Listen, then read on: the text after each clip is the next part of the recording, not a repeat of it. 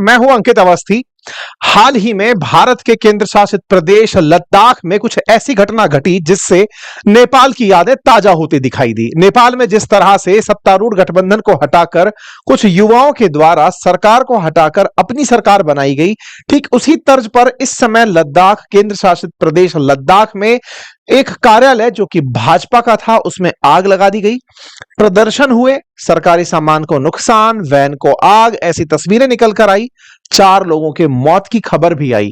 हजारों की संख्या में लोग सड़कों पर थे और सड़कों पर उतरे लोगों को सोशल मीडिया पर जैनजी कहकर पुकारा जा रहा था।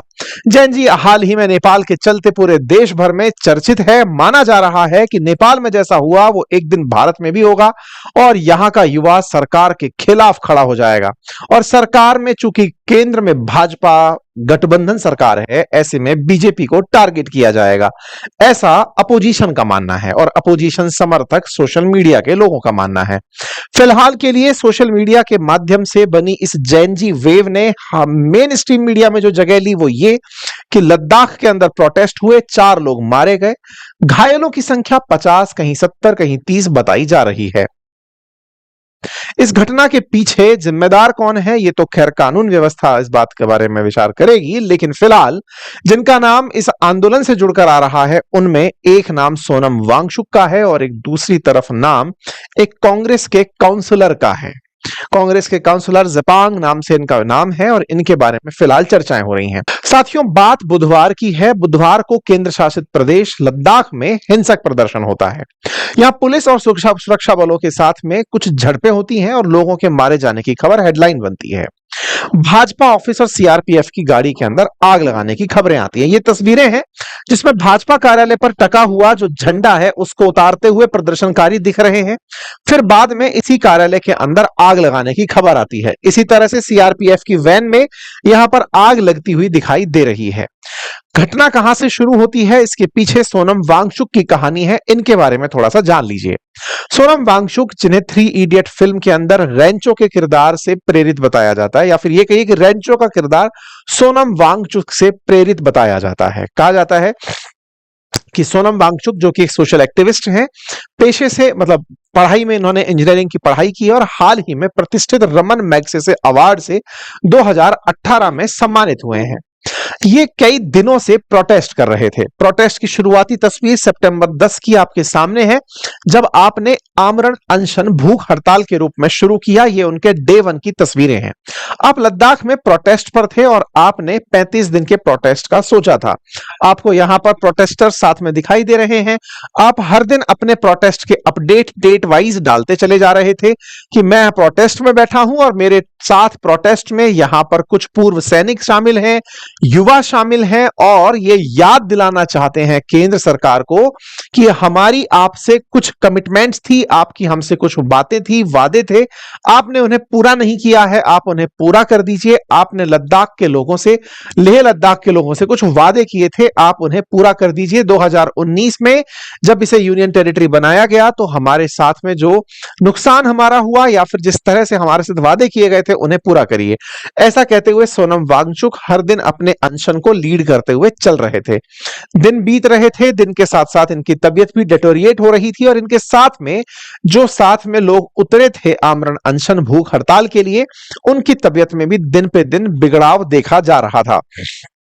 23 सितंबर की आप यहां पर खबर देखते हैं जहां पर ये अपनी बात को लिखते हैं, कहते हैं कि साहब हमारे साथ में लोग जुड़े और अपनी बातों को आगे लेकर जाएं। इनकी आफ्टर ऑल ऐसी क्या डिमांड थी जिनके लिए इन्हें भूख हड़ताल करनी पड़ी? आप लद्दाख को 6th शेड्यूल में डलवाना चाहते हैं। इनकी प्रमुख जो मांग है उसमें यह है कि लद्दाख को एक तो पूर्ण राज्य का दर्जा दे दो, पूर्ण राज्य के अलावा 6th शेड्यूल में इनको सुरक्षा दे दो, संवैधानिक सुरक्षा। अब ये 6th शेड्यूल क्या है इसके बारे में भी थोड़ी चर्चा करेंगे। कारगिल और लेह को अलग अलग लोकसभा सीट बना दो और सरकारी नौकरियों में स्थानीय लोगों की भर्ती करो। ये 4 प्रमुख मांगे लेकर के ये भूख हड़ताल पर बैठे हुए हैं। 10 सितंबर से 35 दिनों की भूख हड़ताल पर जब ये बैठे तो इनके साथ 15 लोग थे। उनमें से 2 लोगों की तबीयत मंगलवार शाम को खराब हो गई और उन्हें अस्पताल में भर्ती कराया गया। तो इस आंदोलन को लीड कर रही संस्था लद्दाख एपेक्स बॉडी की युवा शाखा ने विरोध प्रदर्शन का ऐलान कर दिया कि भाई इतने दिन से भूख हड़ताल पर लोग बैठे हैं और ऐसे में आप लोगों को इस बात का कोई फर्क नहीं पड़ रहा है। यानी कि कल शाम को जब उनके साथ बैठे लोगों की तबीयत बिगड़ने लगी तो यहां पर जो प्रदर्शनकार जो लोग थे इनके साथ में उनके द्वारा विरोध प्रदर्शन का मांग कर दिया गया। सोशल मीडिया पर भीड़ जुटाई जाती है। आंदोलनकारियों के द्वारा मंगलवार की रात को लद्दाख बंद बुलाने का आह्वान किया जाता है। लोगों से लेह हिल काउंसिल पहुंचने की अपील की जाती है। इसका असर भी दिखता है, बड़ी संख्या में लोग एकत्रित होना शुरू होते हैं। पुलिस और प्रदर्शनकारियों के बीच में झगड़े और प्रदर्शन मतलब झड़प होना शुरू होती है। पुलिस प्रदर्शनकारियों को रोकने के लिए आंसू गैस छोड़ती है। पुलिस की गाड़ियों को बदले में पत्थर सहने पड़ते हैं। ये क्लैश की तस्वीरें हैं आपके सामने, जिस समय पुलिस जो लेह के अंदर है उसके साथ 6th शेड्यूल की मांग कर रहे लोग बहस कर रहे हैं, पत्थरबाजी कर रहे हैं, अपना विरोध प्रदर्शन कर रहे हैं। ये तस्वीरें बयान कर रही हैं, आज की हैं और ये बता रही हैं कि कैसी स्थिति यहां पर बनी हुई है। यहां पर प्रदर्शनकारियों की भीड़ को सड़कों पर देखा जा सकता है। प्रदर्शनकारी किस तरह से पत्थर फेंक रहे हैं पुलिस की तरफ, सुरक्षा बलों की तरफ और बीजेपी मुख्यालय की तरफ, वो आप देख सकते हैं। और ऐसे ही प्रदर्शनकारी पहुंचते हैं बीजेपी के मुख्यालय और वहां जाकर उसे आग लगा देते हैं। तस्वीरों में यह साफ साफ दिखाई दे रहा है कि प्रदर्शनकारियों ने किसी एक प्रयोजन के साथ इस प्रदर्शन को एक दिशा दे दी थी। लेकिन जब यह जानकारी बाहर आती है तो वांगचुक अपने इस हिंसक प्रदर्शन होने के कारण आंदोलन को वापस ले लेते हैं और नाराजगी जताते हुए कहते हैं कि मैं हिंसक प्रदर्शन नहीं चाहता था।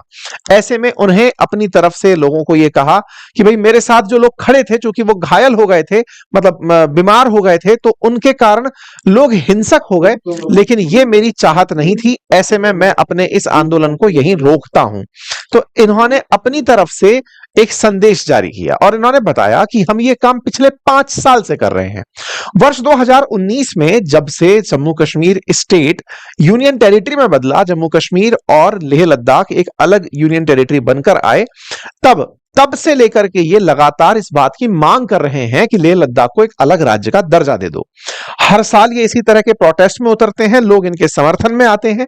ये पिछले साल की तस्वीरें हैं, आप 2023 का भी न्यूज देख सकते हैं, 2024 की भी। इनके द्वारा लगातार इस बात की मांग होती रही है कि लेह लद्दाख को अलग से ट्रीटमेंट मिले। अब कहानी क्या है उसकी कहानी भी सुन लीजिए। असल मायने में जब जम्मू कश्मीर का 2019 के अंदर स्टेटहुड गया और यूनियन टेरिटरी में उन्हें बदला गया तो 2 यूनियन टेरिटरी बनी, एक जम्मू कश्मीर थी और एक लद्दाख थी। तो लद्दाख नामक जो यूनियन टेरिटरी बनी उसके अंदर 2 प्रमुख जगह थी, एक का नाम कारगिल था, एक का नाम लेह था। ये जो कारगिल नामक जगह है ये मुस्लिम बहुल इलाका है। कारगिल के अंदर शिया मुसलमान रहते हैं और जो लेह वाला क्षेत्र है यहां पर बौद्ध धर्म को मानने वाले लोग रहते हैं। यहां मुस्लिम और यहां बौद्ध। शुरुआती समय पर जब ये पूरा राज्य एक हुआ करता था तो जम्मू कश्मीर यूनियन टेरिटरी का इस कारगिल के जो लोग हैं इनके साथ में, जम्मू कश्मीर का जो ये क्षेत्र है बाकी वाला, इनका कारगिल के लोगों के साथ थोड़ा इमोशनल कनेक्ट हुआ करता था। लेकिन ये वाला जो कारगिल क्षेत्र जो शिया बहुल है, चूंकि ये वाला क्षेत्र सुन्नी बहुल है, तो इसे एक तरह से अलग करके सरकार ने यूनियन टेरिटरी बना दिया और इन दोनों के हितों को एक साथ ही ट्रीटमेंट देने का निर्णय लिया। फिलहाल उठ रही मांग में लेह के अंदर जो बौद्ध हैं वो चाहते हैं कि इनका जो पूरा क्षेत्र है इसके लिए एक अलग लोकसभा सीट हो और कारगिल के लिए एक अलग लोकसभा सीट हो। ये दोनों संयुक्त रूप से सिंगल सीट के रूप में कंसीडर ना हो। दूसरी मांग इनकी ये है कि यहां तो आपने विधानसभा दे दी, इस क्षेत्र के अंदर लोगों के पास स्थानीय रूप से खुद को प्रतिनिधित्व देने के लिए क्या है? जम्मू कश्मीर के अंदर तो बकायदा उमर अब्दुल्ला मुख्यमंत्री बनकर बैठे हैं। इस क्षेत्र को तो अब फिलहाल के लिए कोई रिप्रेजेंटेटिव ही नहीं मिल रहा, क्योंकि इस क्षेत्र में पॉपुलेशन कम है। लेकिन पॉपुलेशन भले ही कम हो, लेकिन ये जिस जगह है यहां पर उत्तर में चाइना बैठा है, पश्चिम में पाकिस्तान बैठा है, ऐसे में इस क्षेत्र का स्ट्रेटेजिक महत्व बहुत है। तो यहां के लोगों का मानना है कि यहां पर जनता को शासन में इन्वॉल्व किया जाए और उनके इन्वॉल्वमेंट पर सरकार का तर्क हमेशा से यह रहा है चूंकि ये इतना मायने रखती है जगह, इसीलिए इसे सीधा केंद्र के कंट्रोल में होना चाहिए, सीआरपीएफ द्वारा नियंत्रित होना चाहिए, और यहां पर बिल्कुल जैसे उपराज्यपाल बिठाए हुए हैं वैसे ही उपराज्यपाल यहां इस जगह को मॉनिटर करने चाहिए। ठीक है, लेकिन सोनम वांगचुक पिछले लंबे समय से इस बात को डिमांड कर रहे हैं कि आप यहां पर जो लोग रहने वाले हैं उन्हें अपना ऑटोनॉमस राज्य दे दीजिए। किस तरह का ऑटोनॉमस? जैसा शेड्यूल 6 में 4 राज्यों को दिया हुआ है, हम उस पर भी चर्चा करेंगे। तो सवाल बड़ा यह है कि ये किस तरह का राज चाहते हैं? यूनियन टेरिटरी में रहते हुए ये राज चाहते हैं या राज्य बना के अपना एक राज चाहते हैं? उस पर भी हम चलते हैं। तो कुल मिलाकर 370 के बाद ही, हटने के बाद ही लद्दाख में विरोध प्रदर्शन शुरू हुआ और डिमांड उठी कि यहां पर 6th शेड्यूल के अंदर इस क्षेत्र को डाल दिया जाए। अब ये 6th शेड्यूल क्या है? हमारे देश के अंदर जो ट्राइबल्स हैं उनके लिए कुछ विशेष उपबंध संविधान के अंदर किए गए हैं, अनुसूची 5 और अनुसूची 6 में। संविधान की अनुसूची 6 यानी शेड्यूल 6 के अंदर 4 राज्यों के कुछ विशेष क्षेत्र ऐसे हैं जहां पर रहने वाले ट्राइबल्स को कुछ विशेष अधिकार दिए गए हैं। ऐसा मैं क्यों कह रहा हूं? क्योंकि ये जो सोनम वांगचुक के नेतृत्व में प्रदर्शन हो रहा था, इन्हें 6 अक्टूबर को सरकार ने इनवाइट किया था बातचीत के लिए। ये 21 सितंबर की न्यूज है, 6 अक्टूबर का इनको टाइम मिला था। तो फिर ये एजिटेशन क्यों हुआ, ये प्रदर्शन क्यों हुआ, ये बड़ा सवाल बन रहा है। जब इन्हें सरकार ने इनवाइट किया था और इनके साथ लंबे समय से मिनिस्ट्री ऑफ होम अफेयर्स की बातें चल रही हैं कि आपके लोगों के लिए, लद्दाख के लोगों के लिए लोकल रिजर्वेशन कैसे हो, स्थानीय लोगों को रोजगार में कैसे लाया जाए, उनकी सुरक्षा कैसे सुनिश्चित की जाए, उनके अधिकारों की पूर्ति के लिए क्या कुछ किया जाए, इसके लिए लगातार बातें चल रही हैं। लेकिन ये अचानक भड़की हिंसा ने सरकार को सोचने पर विवश कर दिया। क्या सोचने पर विवश कर दिया? क्योंकि कुछ समय पहले नेपाल में जो हुआ, जैन जी के द्वारा प्रोटेस्ट हुए, शुरुआत में प्रधानमंत्री को छोड़कर भागना पड़ा और वहां पर छात्रों के द्वारा सत्ता का निर्माण कर दिया गया।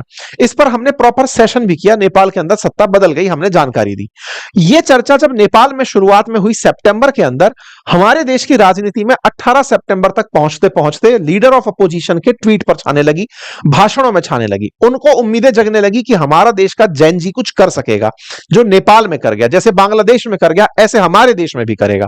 18 तारीख को इन्होंने जैन जी शब्द को अपनी तरफ से हाईलाइट किया और आज जो सोशल मीडिया पर ट्वीट्स चल रहे हैं उसमें जैन जी जैन जी जैन जी ही जैन जी दिखाई पड़ रहे हैं। जैन जी जैन जी जैन जी ने ये कर दिया, जैन जी ने सत्ता उखाड़ फेंकी, और कई प्रोटेस्ट ऐसे निकल कर आए जिसमें यह कहा गया कि सरकार के खिलाफ इस तरह के प्रदर्शन करके जैन जी जाग चुका है, जैन जी पलटा मार सकता है, सरकार को उखाड़ फेंक सकता है। मतलब जहां बातें ना हो वहां भाजपा दफ्तरों को फूंक दो, इस तरह की मांग की जाने सोशल मीडिया पर लगी। तो यह अपने आप में एक तरह की उकसावे की कार्रवाई के रूप में नेशन वाइड देखा गया। यही कारण है कि बीजेपी इस मामले में अब तक, जहां मिनिस्ट्री ऑफ होम अफेयर्स इस मामले को देख रहा था, बीजेपी इस मामले को लेकर आ गई कि देखो ये करवाने वाले लोग कौन हैं और ये चाहते क्या है। और हुआ क्या? बीजेपी ने क्या एलिज किया, उन्होंने क्या देखा कि इस पूरी घटना के अंदर एक कांग्रेस का पार्षद इन्वॉल्व है और उस पार्षद का नाम इन्होंने निकाला गया, स्टांगिंग सेपांग करके एक नाम से व्यक्ति आया। कहानी क्या है? तो यहां पर ये जो तस्वीरें बाहर आई, अमित मालवीय जी जो सोशल मीडिया संभालते हैं, बीजेपी का आईटी सेल संभालते हैं, उन्होंने अपनी ट्वीट के थ्रू जानकारी दी कि ये एक व्यक्ति है जिसका नाम कुछ तो है स्टांगिंग सेपांग करके, ये कांग्रेस का काउंसलर है और उसने इस पूरे आंदोलन के अंदर इस तरह की आगजनी करवा करके बीजेपी मुख्यालय को फुकवाने का काम किया, लोगों को उकसाने का काम किया। जब सोनम वांगचुक से पूछा जाता है कि साहब आपके यहां पर कांग्रेस के द्वारा इस तरह का काम करवाया गया, इस पर आप क्या कहेंगे, तो इन्होंने कहा कि कांग्रेस का लद्दाख में कोई ज्यादा जनाधार नहीं है, इतना नहीं है कि 5000 लोग उनके कहने पर हाजिर हो जाएं। तो बोले ऐसा उनके द्वारा नहीं हो सकता, ये आंदोलन में थे, इनको पता नहीं, पता भी था कि क्या नहीं था, ये तो खैर आप सुरक्षा एजेंसी पूछेंगे इनसे। लेकिन कुल मिलाकर के इस आंदोलन में राजनीति एंट्री कर गई।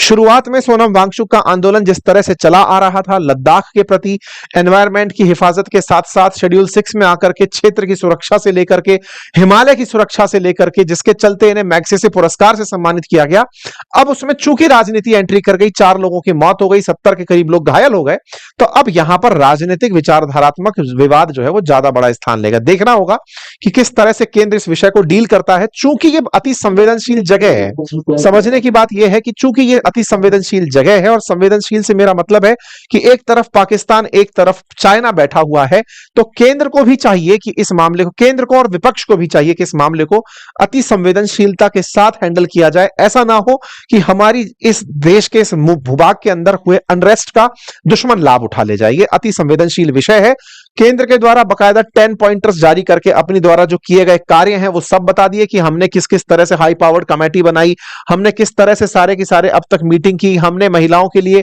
अब तक क्या क्या प्रावधान रखे, महिलाओं को 1/3 रिजर्वेशन की बात करी, साथ में हमने ये भी बता मतलब कि बकायदा प्रेस अभी 10 बजे थोड़ी देर पहले ही ये पूरा की पूरा इन्होंने ब्रीफ नोट डाला है जिसमें उन्होंने सारी बातें कही कि हम लोग किस किस तरह से सारे काम कर रहे हैं। खैर, ये जो हुआ ये दुखद था।